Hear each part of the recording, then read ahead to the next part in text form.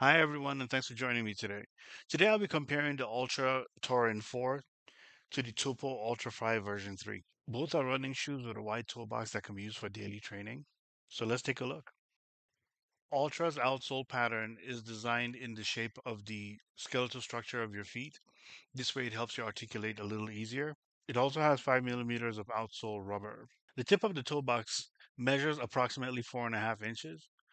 Meanwhile, the balls of the feet measures around 5 inches. The midfoot measures about 3.5 inches, and so does the heel.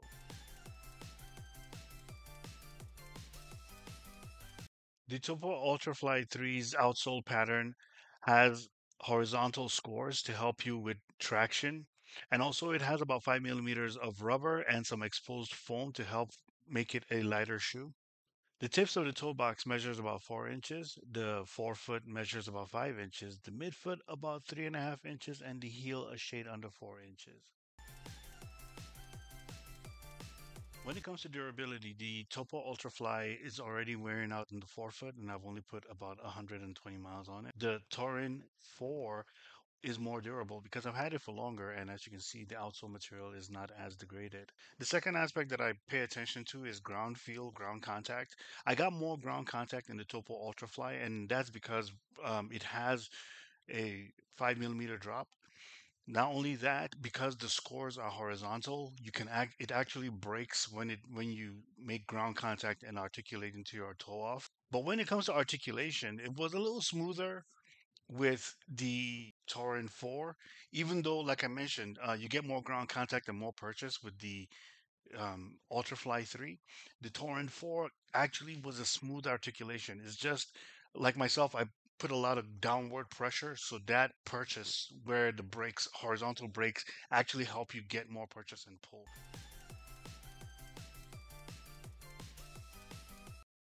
The stack height of both shoes are very similar. The Topo Ultrafly has a 25 millimeter stack height and a 5 millimeter drop, which would put it at 21 millimeters in the forefoot.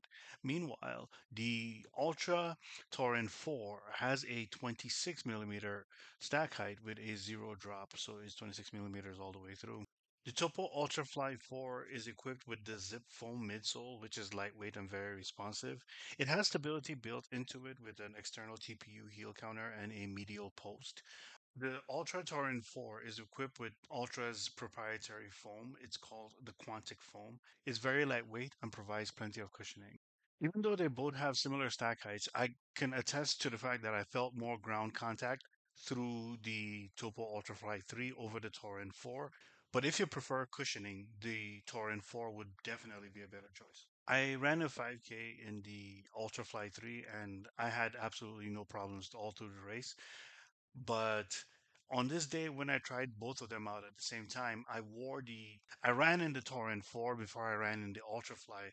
And I have to admit, it felt like I was wearing flip flops when I wore the Ultrafly for my second run.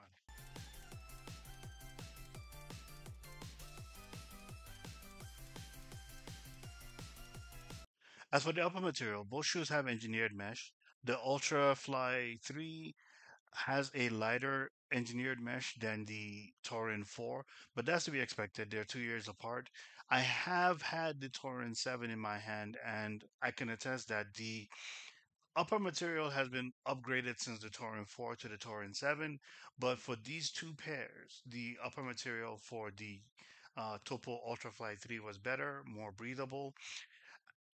One of the problems and difficulties I had with the Ultra Torin 4 was that I felt a little bit of heel slippage, but that was because they had a lot of cushioning in the heel area. The issue of excessive padding in the heel has been corrected by Ultra in the Torin 7, but for this comparison's sake, the upper material and the lockdown for the Topo Ultrafly 3 was superior to that of the Ultra Torin 4. So, in conclusion, if one is looking for cushioning, the Ultra Torin 4 would be a better option. But if one is looking for ground contact, the Ultrafly 3 would be a better shoe. Also, it's a stability shoe, so there's a difference. The medial post is present but not intrusive. So a neutral runner can run in this shoe, but That would be my humble opinion. Anyway, thank you for watching. Please like, share, and subscribe for more shoe insights. Thank you.